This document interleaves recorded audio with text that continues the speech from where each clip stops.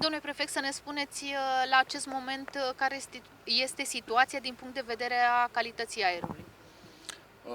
Au fost făcute măsurători la stațiile fixe, Oarja, Bradu și două din Pitești și la Albota, cred.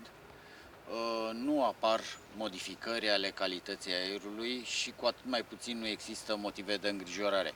Cu toate acestea, la momentul la care vorbim, cam în 20 de minute va veni un laborator mobil, va ajunge un laborator mobil de la Ploiești, care va face analize mai amănunțite în ipoteza în care ar exista, să spunem, vreun motiv de îngrijorare, l-am aflat imediat, dar datele concrete și certe, cred că în 24 de ore vom ști ce și cum. Oricum, precizez faptul că dacă ar fi ceva care să ne îngrijoreze, deși nu avem niciun semn că ar fi așa ceva, am aflat în timp util.